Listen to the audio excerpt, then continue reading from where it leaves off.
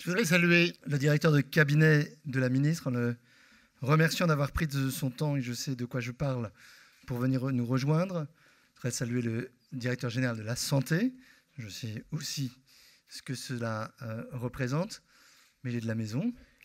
Je voudrais remercier et saluer le directeur général de l'ARS, la directrice générale de la FHF, le représentant président des CME de la région Île-de-France, les nombreux maires, élus qui sont présents ce soir et qui nous font l'amitié d'être là. Je voudrais saluer l'ensemble des représentants de la communauté hospitalo-universitaire de l'AP, ses doyens, ses présidents de CME et de CMEL, ses directrices et directeurs, ses représentants de services, ses représentants du personnel que j'ai vus présents. Je voudrais saluer spécialement celles et ceux qui sont venus de loin, nos collègues d'Andaï, de Paul Doumer et de San Salvador, où je me rendrai d'ailleurs demain pour vos vœux, d'être venus jusque-là. Vous faites partie pleine et entière, je le dis souvent, même si vous n'êtes pas dans la mécanique des grands groupes hospitaliers de cette maison. Et je me joins aux orateurs précédents pour vous souhaiter une excellente année pour vous, vos proches, votre vie personnelle et vos projets professionnels. Il existe un établissement qui a vu progresser son activité ambulatoire de 3% en 2018 et qui, en 5 ans, est passé de 24% à près de 40% de chirurgie ambulatoire. Un établissement qui a renforcé ses positions sur la région au cours des dernières années. Un établissement qui a réduit de 20% ses infections nosocomiales au cours des 5 dernières années. Un établissement qui fait preuve de transparence dans la qualité des soins en ayant multiplié par 10 le nombre d'événements indésirables déclarés et mis en place une procédure systématique de retour d'expérience et de soutien aux équipes concernées, comme on le voit malheureusement régulièrement. Un établissement qui réunit le plus grand nombre d'utilisateurs autour du même système d'information en multipliant ce nombre d'utilisateurs par 6 en 5 ans. Un établissement qui a accru sensiblement ses performances dans les appels nationaux pour la recherche, avec 45% de projets retenus au PHRC national, un taux de performance supérieur de 10 points à la moyenne nationale et un taux de réussite de 100% au PHRC interrégional.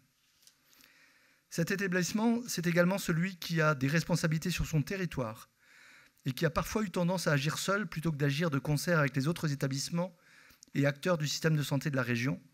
C'est là aussi un objectif de la nouvelle AP sur laquelle nous reviendrons.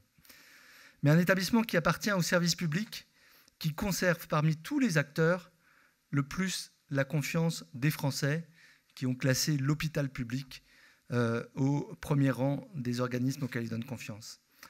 Un établissement qui a quasiment doublé d'une année à l'autre le nombre de places rendues disponibles pour l'accueil d'urgence des plus défavorisés, avec 1200 places cet hiver, en collaboration avec les services de l'État, les préfectures, que je salue aujourd'hui.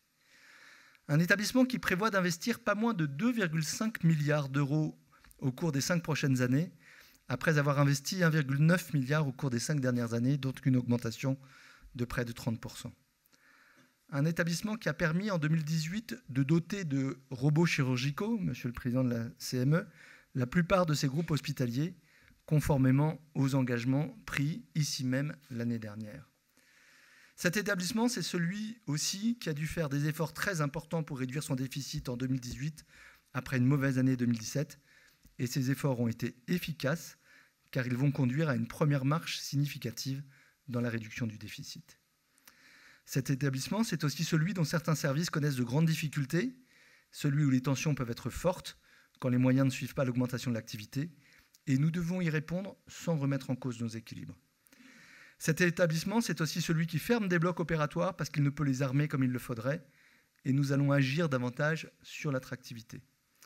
Cet établissement, c'est aussi celui où de nombreuses personnes ont le sentiment de ne pouvoir accomplir leur mission comme elles le souhaiteraient, parce qu'elles rencontrent des obstacles, parce qu'elles subissent des lourdeurs, parce que les locaux restent vétustes, parce qu'une réponse tarde à venir, et c'est l'une des raisons d'être de la nouvelle AP. Cet établissement, c'est enfin une communauté humaine dont vous faites partie et dont vous êtes la première force. La PHP est à la fois un concentré de réalisations formidables et de frustrations immenses, de satisfaction et d'insatisfaction, de réussite et de gâchis, de fulgurance et de pesanteur. Nous avons devant nous un défi de taille. Sera-t-il possible qu'un jour, on dise nettement plus souvent que le contraire qu'il fait bon travailler dans cette maison? Qu'on ne complète pas presque systématiquement d'un « mais » lourd de sous-entendu la phrase « la PHP est formidable, mais ». Qu'on ne s'y sente pas toujours mal compris, mal reconnu, mal défendu. Je ne suis, vous me connaissez, pas un adepte de la méthode Coué, ni sourd et aveugle face aux difficultés et aux problèmes, ni face aux réussites d'ailleurs. Mais je suis intimement convaincu que nous avons la capacité de nous transformer suffisamment profondément pour que cette grande maison ne soit pas chroniquement dysfonctionnelle, mais au contraire qu'elle puisse être fière de ses atouts incomparables, à commencer par les compétences qu'elle réunit, et avoir tout simplement la satisfaction de la mission accomplie, celle de soigner, de faire reculer les limites de la maladie, celle d'innover, celle de transmettre, celle de porter des valeurs fondamentales et de les faire vivre, celle de partager son savoir-faire et de rayonner, y compris au-delà de nos frontières, celle de continuer à inspirer confiance, celle de satisfaire et de faire grandir des vocations. Nous connaissons suffisamment bien nos points faibles pour pouvoir les corriger. Nous avons fait la preuve que nous pouvions décider collectivement, grâce à la démarche Oikeiosis, initiée en 2017, qui permet d'avancer rapidement et sûrement. Nous avons pu, comme vous l'avez souligné, construire un esprit de dialogue au sein du conseil de surveillance avec ce qu'on appelle les parties prenantes, qu'il s'agisse des patients, des médecins de ville, des collectivités, des représentants du personnel, et je vous en remercie. Nous avons, avec nos tutelles, ici représentées par le directeur général de l'ARS, le souci de travailler sur les enjeux les plus stratégiques pour la région dont nous sommes le CHU.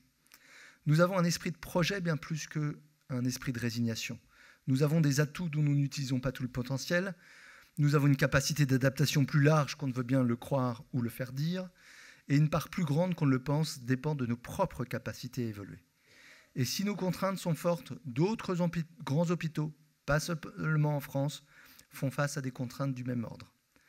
Affrontons directement l'exigence que nous devons satisfaire pour atteindre le retour à l'équilibre budgétaire. Pourquoi le fait-on?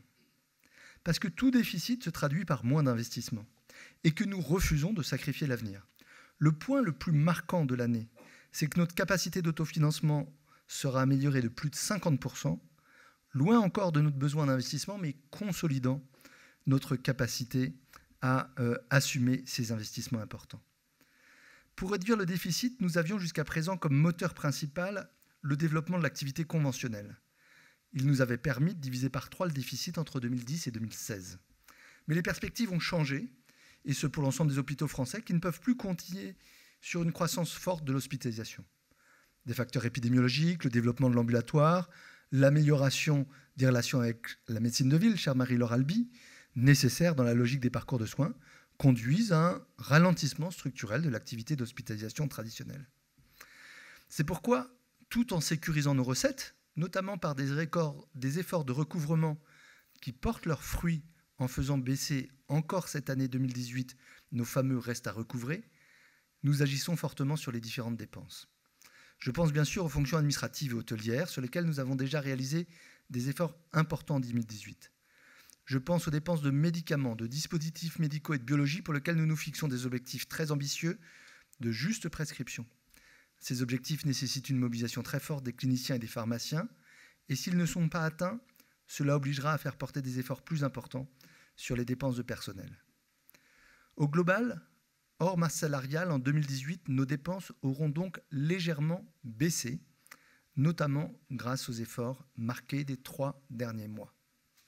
Et j'en viens à notre défi principal, la stabilité de la masse salariale sur plusieurs années, et donc la réduction des effectifs. Notre défi, c'est de pouvoir respecter cette trajectoire sans dégrader la qualité des soins et en améliorant la qualité de vie au travail. La stabilité de la masse salariale repose sur une hypothèse d'augmentation très modérée de l'activité. Auparavant, nous avions prévu une augmentation de la masse salariale de 0,7%, avec une augmentation de l'activité annuelle de 2,5%. Désormais, nous avons une stabilité de la masse salariale avec un objectif d'un peu plus d'1% d'activité. Il va de soi que si l'activité s'avère supérieure, nous l'accompagnerons sans pour autant dégrader nos équilibres financiers. Cette trajectoire, certains doutent que cela soit possible. Ils auraient raison à structure et organisation inchangées, d'où les transformations engagées. La première de ces transformations est digitale. Elle porte notamment sur la simplification administrative. Elle se traduit prioritairement par des améliorations et des réductions d'effectifs sur les fonctions techniques et administratives avec simplement ou seulement un tiers sur des fonctions paramédicales et aucune sur les fonctions médicales jusqu'à présent.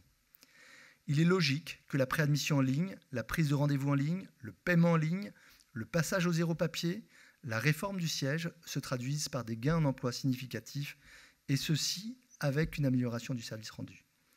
Mais nous devons également, par la réorganisation de nos services, de nos sites, de nos groupes hospitaliers, réussir à ce que les réductions d'effectifs soignants correspondent toutes à des réorganisations et aucune à des sacrifices.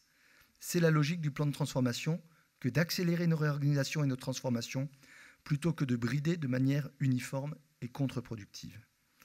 Mais nous devons faire plus et mieux pour la qualité et les conditions de travail.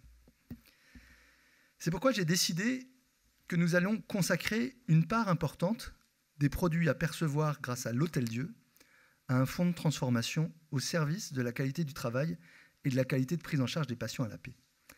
Nous sommes à la dernière étape du processus qui conduit à donner une nouvelle vocation à l'Hôtel-Dieu. Dans la partie hospitalière, les travaux commenceront dans quelques mois. Plus de la moitié du site sera consacrée à des projets répondant de manière originale à des besoins de santé, tels que le grand centre de santé sexuelle, fruit d'un partenariat entre la ville de Paris et la PHP, ou encore le projet Chronicity qui mobilise les nouvelles technologies au service de la prise en charge des maladies chroniques dans une vision pluripartenariale, pluridisciplinaire, fruit d'intelligence naturelle et d'intelligence artificielle. Cette rénovation de la partie hospitalière de l'Hôtel-Dieu sera, comme je m'étais engagé, entièrement autofinancée par des cessions. Pour la partie Parvis, nous avons sélectionné plusieurs projets que le jury départagera dans les semaines qui viennent. Nous savons d'ores et déjà que cette opération apportera à l'AP une valorisation financière importante. Je suis convaincu que dès lors que les projets présélectionnés représentent tous un intérêt général marqué, répondent à des objectifs patrimoniaux et urbanistiques intéressants et novateurs, la ville de Paris aura comme souci, en modifiant le PLU, de soutenir la PHP, ses intérêts, ses projets, ses agents. Cette opération bénéficiera ainsi à l'ensemble de la PHP et nous permettra dès cette année de pouvoir constituer donc un fonds de transformation que l'on pourrait doter d'une trentaine de millions d'euros d'ici 2023, tout en gardant le principal de la somme pour financer des opérations d'investissement dans nos hôpitaux. Je souhaite que ce fonds de transformation dispose d'une gouvernance participative qui s'assure du financement des projets les plus utiles aux améliorations de la qualité de vie au travail et à la qualité vis-à-vis des patients, ayant un réel pouvoir de transformation et un réel impact sur la vie quotidienne dans les services. Ce sera la première fois qu'un tel fonds sera créé à une hauteur aussi importante. On pourrait ainsi, dans des conditions évaluées, mener des projets de qualité de vie au travail que nous ne savons pas financer aujourd'hui. Je pense aussi que nous pourrions mener un projet qui ait comme objectif que les patients suivis dans nos services pour un cancer n'aient plus à passer par les services d'urgence pour une complication ou un effet secondaire, constat que nous avons fait avec la ministre de la Santé, changement qui améliorerait à la fois la prise en charge des patients et la situation des urgences dans l'esprit de ce que souhaitent à juste titre les professionnels. Je vous donne donc rendez-vous au printemps pour en tracer ensemble les contours et faire en sorte que les premiers projets financés par le fonds puissent voir le jour dès la rentrée 2019. Ainsi, nous conjuguerons un projet médical pertinent sur l'Hôtel-Dieu et un juste retour pour l'ensemble de la PHP de la partie que l'on valorise, contribuant ainsi à crédibiliser les projets que nous devons conduire pour soutenir les équipes. Soutenir les équipes. Dans cet esprit, j'ai décidé d'amplifier notre politique d'attractivité pour les professionnels de la PHP. Elle devra se traduire par une attention aux conditions de travail, une priorité donnée à la formation et une évolution de nos pratiques managériales. Concrètement, nous allons mettre en place plusieurs mesures. Tout d'abord, nous allons, en utilisant notamment une part de nos crédits de formation, rémunérer celles et ceux qui encadrent des étudiants dans les formations paramédicales. Être tuteur représente une responsabilité importante et il s'agit d'une condition pour que la PHP soit attractive. Il est normal que les enseignants soient rémunérés. Il n'est pas normal que nous ne reconnaissions pas l'encadrement de stagiaires, qui est également une fonction d'enseignement et de responsabilité. Cette nouvelle pratique pour le tutorat concernera d'emblée l'encadrement et la formation des métiers du bloc pour les IAD et les IBOD et l'encadrement des masseurs kinésithérapeutes et des manipulateurs radio dans la suite logique des plans que nous avons mis en place pour ces métiers en tension. Nous travaillerons rapidement à la manière dont nous pourrons étendre un dispositif de cette nature. Nous disposerons ainsi d'un appareil de formation initiale et continue adapté avec nos partenaires universitaires avec lesquels nous avons à l'établir. Nous ferons également en sorte que 2019 permette une évolution en profondeur des missions et de l'organisation de l'EMAM, l'école de management. Nous avons besoin de formation en management, un management humain adapté aux spécificités d'un grand centre hospitalier universitaire, permettant de réfléchir aux évolutions des organisations, dispensant des formations de qualité pouvant être utiles aux différentes professions médicales, administratives, soignantes, techniques. Nous disposons d'un instrument qui peut devenir une école de référence, rayonnant dans la paix et bien au-delà de la paix, pouvant s'inscrire dans nos partenariats au sein du réseau des 10 grands CHU européens. C'est un élément important pour la mise en place des départements médico-universitaires et de ces fonctions nouvelles que sont les fonctions de direction dans ces départements pour les médecins, pour les soignants, comme pour les directeurs, la nouvelle EMAM pouvant inclure une sorte d'école des DMU, si je puis dire.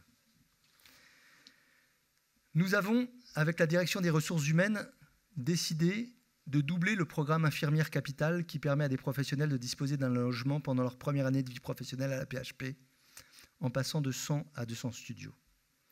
Nous allons également cette année accélérer la rénovation de logements, reconvertir des locaux ou réduire les délais de mise en disposition pour augmenter le nombre de logements disponibles. Une part du plan travaux sera dédiée à ce programme de logement. 2019 sera également l'année de développement des protocoles de coopération conformément à une priorité que nous avons définie il y a 18 mois et qui a été retenue avec la reconnaissance qui l'accompagne dans Ma Santé 2022. Nous aurons à mettre en place dès ce printemps, en partenariat avec les universités, les outils de formation nécessaires. Nous avons également décidé de remettre dès cette année le nombre de promotions professionnelles qui avait été contingenté l'année dernière au même niveau qu'avant 2018, en considérant que nous devons faire cet effort, même s'il doit s'inscrire dans une stabilité de l'évolution de la masse salariale. Il y aura donc en 2019 120 aides-soignantes en promotion professionnelle contre 80 en 2018. Dans les difficultés que rencontrent les équipes au quotidien, il y en a une qui revient particulièrement souvent et à laquelle je souhaite qu'on puisse apporter une meilleure réponse. L'impact sur le fonctionnement des services des congés de maternité non remplacés des infirmières. C'est injuste pour l'équipe qui peut se retrouver en difficulté. Ça n'a pas de sens alors que tout le monde s'accorde sur l'absolue nécessité de promouvoir l'égalité professionnelle entre les femmes et les hommes. Vous venez, Madame Squiris, d'insister sur ce point. On qualifie même improprement d'absentéisme les congés de maternité, comme si c'était la grossesse qu'il fallait corriger et non pas la conciliation de la vie professionnelle et familiale qu'il fallait favoriser. Et c'est ce qui d'ailleurs occulte le fait que nous observons, toutes véritables causes confondues, une baisse de l'absentéisme réel depuis maintenant 18 mois. Et cela, bien sûr, peut être pénalisant pour l'activité hospitalière quand le non-remplacement de congé maternité aboutit à des fermetures de lits, ou, bien évidemment, elle peut être problématique dans des services aux effectifs normés. Au moment où nous avions réalisé la réforme de l'organisation du temps de travail, nous avions identifié ce sujet. Force est de constater que nous n'y avons pas encore apporté la bonne réponse. Il faut le faire maintenant. Dans les groupes hospitaliers, les équipes de suppléants seront renforcées pour mieux organiser le remplacement des congés maternité avec un accompagnement institutionnel. L'étape immédiate est de faire en sorte qu'il n'y ait plus dans la même équipe 2 ou plus congés de maternité simultanés sans remplacement, sauf contexte particulier concernant l'activité du service. Et d'ici la fin du premier semestre, nous ajusterons, en précisant les règles de remplacement, les exceptions qui pourront être admises, le montant précis que nous devrons consacrer à cette mesure. Je sais que les services peuvent connaître des difficultés de recrutement qui feront que cette mesure ne produira pas automatiquement ses pleins effets. Je sais aussi, car on le dit régulièrement, qu'un service qui connaît des congés de maternité simultanés non remplacés est encore moins attractif et connaît un cercle vicieux. Mais je suis convaincu que chacun percevra l'importance de ce signal et de notre volonté, que j'affirme ici, de progresser sensiblement et de faire du remplacement d'un départ en congé de maternité un principe, d'ailleurs conforme aux valeurs de la PHP que nous avons définies ensemble en 2017. Au-delà de ces mesures, la nouvelle APHP doit nous donner l'occasion et l'obligation non seulement de repenser nos équilibres managériaux, mais également de donner une réalité à un management reposant sur davantage de collégialité, donnant plus d'importance à la notion d'équipe et permettant la participation de chacun. C'est l'un des enjeux des futurs départements médicaux universitaires. Nous avons une opportunité formidable de repenser ensemble nos organisations à partir d'une démarche originale. Plutôt que de définir des règles prescriptives, normatives et uniformes, nous avons identifié collectivement les conditions de réussite. Nous avons pris en compte les attentes relatives au pôle existant et la volonté d'innover qui se manifestait. Dans ces conditions de réussite, on retrouve l'importance attachée aux qualités managériales pour exercer des fonctions de responsabilité. On y retrouve la nécessité d'une gouvernance collégiale. On y retrouve le principe de parité et de diversité. On y retrouve l'association de représentants des équipes aux instances de gouvernance, y compris pour progresser sur la concordance des temps entre médecins et paramédicaux autour du patient. On y retrouve une meilleure reconnaissance des 3 fonctions soins, enseignement et recherche et une meilleure articulation avec nos partenaires. On y retrouve la possibilité d'une autonomie plus forte à travers la délégation de responsabilité. C'est cette démarche qui est nouvelle dans les départements médicaux universitaires. Nous savons mieux ce qu'il faut pour que le fonctionnement soit satisfaisant. Il y aura une sorte d'opposabilité des bonnes et des mauvaises règles qui doivent pousser à ce que tous les DMU convergent le plus rapidement possible vers la meilleure organisation. Il n'y aura pas l'excuse du cadre et du périmètre imposé, de la décision opaque et des seules préoccupations de gestion. Et c'est la force du collectif qui permettra d'éviter que demeurent des espaces où l'on méconnaît les équilibres d'équipe, où l'on joue contre l'intérêt général. De la même manière qu'en quelques années, la démarche que l'on nomme RHPM et qu'a initié et cité le président de la CME a permis des progrès sensibles dans une approche transparente, collective et objective de prévention et de traitement des difficultés individuelles rencontrées au sein d'une équipe. L'époque où l'on se contentait de mettre la poussière sur le tapis est bien révolue. Ces départements médicaux universitaires, c'est également une possibilité nouvelle de coopérer avec d'autres hôpitaux, et les GHT en particulier, et de dépasser les frontières de la PHP. L'un des succès de ces dernières années a été l'apport des assistants partagés, permis, encouragés, financés par l'Agence régionale de santé, aujourd'hui entre CHU et hôpitaux généraux, récemment ouverts au centre de santé à la médecine de ville. Nous avons décidé que si nos partenaires le veulent, des services extérieurs à la PHP pourront être associés aux nouveaux départements médicaux universitaires pour prolonger et approfondir ce début de partage et pour permettre des parcours de soins pour les patients, des parcours pour les professionnels, des projets communs de soins et de recherche, des RCP communes. J'espère que progressivement, cette idée prendra corps et répondra à notre besoin et notre souhait de travailler mieux ensemble. Nous avons un calendrier volontariste pour la nouvelle APHP, pour que les nouveaux ensembles hospitaliers et les nouveaux départements médicaux universitaires soient mis en place à la mi-année 2019, ce qui nous conduira à de nombreuses consultations entre la fin du mois de janvier et la fin du mois de juin. Cette nouvelle APHP sera davantage fédérale. J'ai cru comprendre que le président de la CME faisait un lapsus quand il appelait à plus de concentration. Cette notion a un vrai sens pour la PHP. Elle consiste à conjuguer l'unité de la PHP avec plus d'autonomie pour les hôpitaux. Cela ne veut pas dire sacrifier l'unité, ni s'imposer une centralisation qui ralentit, qui alourdit, qui contrarie l'initiative. Cette nouvelle APHP donnera bien évidemment toute leur place aux représentants des usagers, à la fois au sein des nouveaux groupes hospitaliers que des départements médicaux universitaires. Si nous avons fait ce choix, c'est que nous sommes convaincus que l'unité de la paix se définit moins désormais par ses procédures administratives que par ses outils et ses projets communs. Nous avons fait la démonstration ces dernières années que nous pouvions mettre en place à l'échelle de la PHP un système d'information unique. Regardons le chemin accompli en 4 ans. Un entrepôt de données fédératif, une plateforme génomique pour l'ensemble des équipes, un système de paiement en ligne pour tous, une plateforme de prise de rendez-vous en ligne, une plateforme pour les thérapies innovantes aux normes pharmaceutiques. C'est autour de ces outils, en les faisant vivre et grandir, que la PHP donne la pleine mesure à sa taille. Il n'est pas question d'y renoncer, mais au contraire de les renforcer et d'en bâtir de nouveaux, car ce sont eux qui permettent de garantir la qualité de prise en charge à tous nos patients et de pouvoir compter dans la compétition mondiale. Et j'espère que la communauté chirurgicale et universitaire saura s'unir et convaincre les universités pour que Paris dispose d'un projet commun d'école de chirurgie, et non pas de projet concurrent, utilisant ainsi au mieux les sites mobilisables, et donc d'un projet commun, moins dispendieux, plus puissant.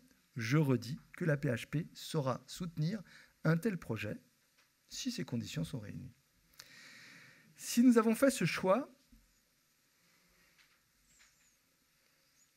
j'ai l'impression de me répéter, je suis déjà loin. C'est parce que nous sommes convaincus que la PHP sait porter des projets ambitieux à la taille de l'institution. Se donner des ambitions dans l'intelligence artificielle comme dans la prise en charge du cancer. Réaliser des investissements majeurs qui reconfigurent l'offre. Se montrer unis pour être un partenaire fort des établissements de recherche, des universités, des industriels et des autres acteurs du monde de la santé. 2 ensembles sont déjà engagés dans le processus de construction d'un projet commun, APHP.5 et APH.6. Ils sont portés par un projet médical et universitaire qui affirmera année après année sa cohérence et sa pertinence. Nous avons trouvé un consensus pour 2 autres groupes, dans un contexte géographique, territorial, universitaire différent. Les hôpitaux liés à l'Université Paris 7 auront une gouvernance commune et seront associés avec ceux de Paris 13 dans la perspective de projets communs d'autant plus nécessaires que nous avons ancré en 2018 l'irréversibilité de la construction du campus hospitalo-universitaire Grand Paris Nord en Seine-Saint-Denis. Au sud, l'association entre d'une part les hôpitaux de Paris Sud et de Paris Ouest Île-de-France et d'autre part ceux du groupe Henri Mondor, dans un territoire où les évolutions universitaires sont en cours, donneront un ensemble solide, riche de ses complémentarités. Les interactions avec d'autres hôpitaux du territoire sont fortes et seront appelées à se renforcer.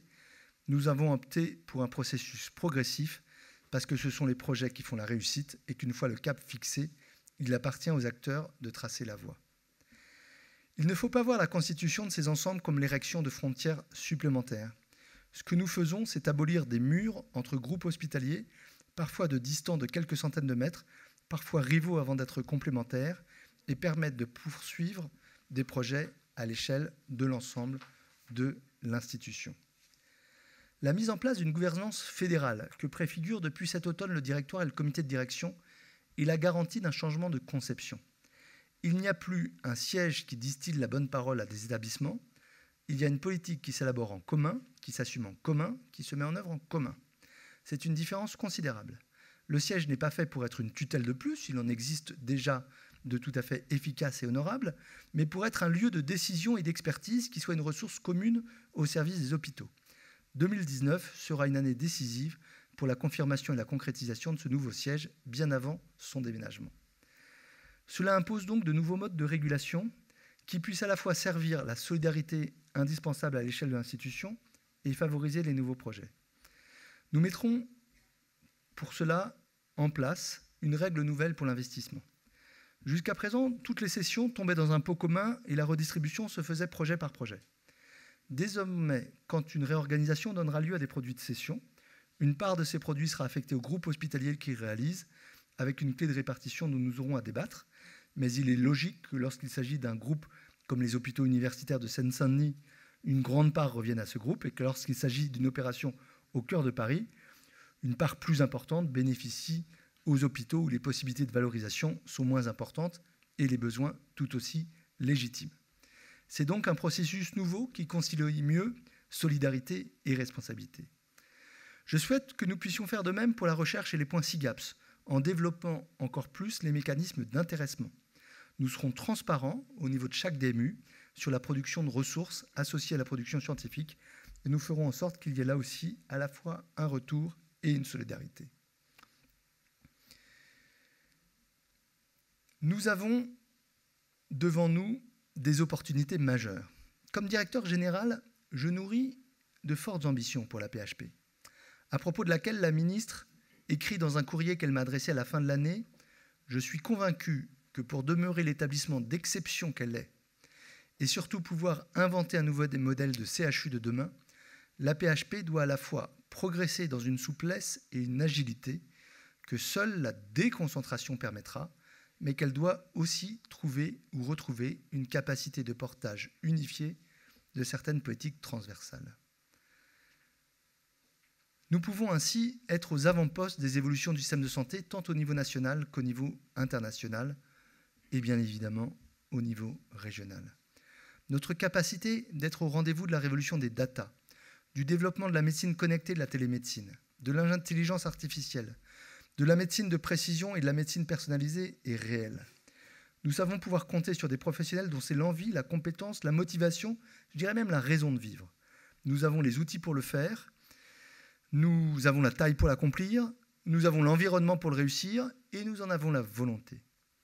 Et nous savons également que c'est dans notre capacité d'innovation que nous trouverons les ressources pour demain, par la valorisation, par les partenariats, par l'attrait de nouveaux financeurs mobilisés grâce à notre fondation.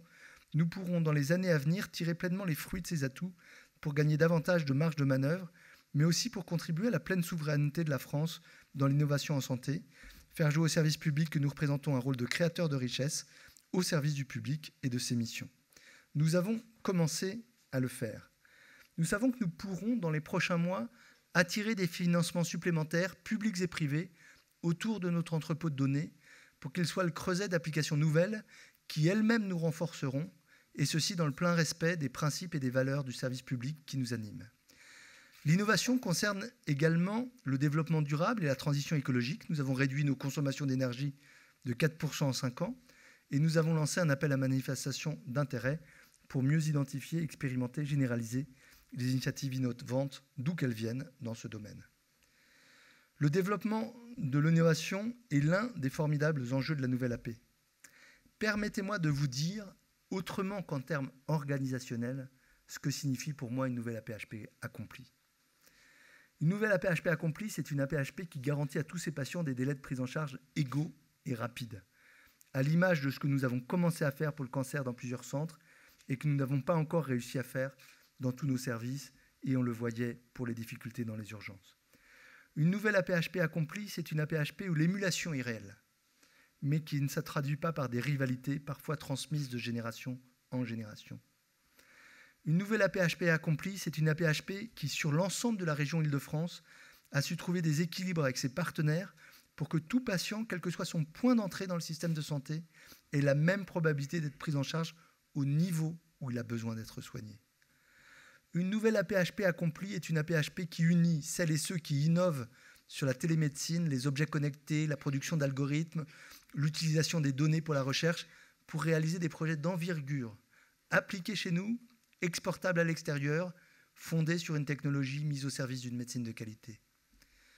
Une nouvelle AP-HP accomplie, c'est une AP-HP où chacun a la certitude d'avoir pu donner son avis sur les décisions à tous les niveaux, sans que cela soit pour bloquer les processus des décisions, mais sans quoi?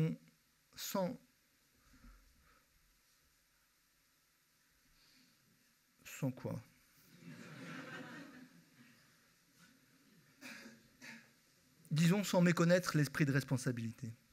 Une nouvelle AP-HP accomplie, ce sont des espaces où, une fois le contrat passé, conforme aux orientations médicales et économiques, on dispose de marge de manœuvre respectant ce contrat, mais en empruntant des chemins pleinement et librement choisis.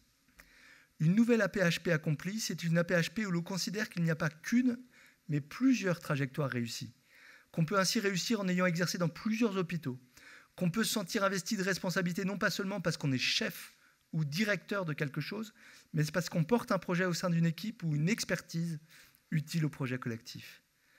Une nouvelle AP-HP accomplie, c'est une AP-HP où l'attractivité est aussi forte selon ses goûts et ses préférences dans toutes ses disciplines, dans tous ses établissements, avec un équilibre entre les 4 ensembles qui la composent.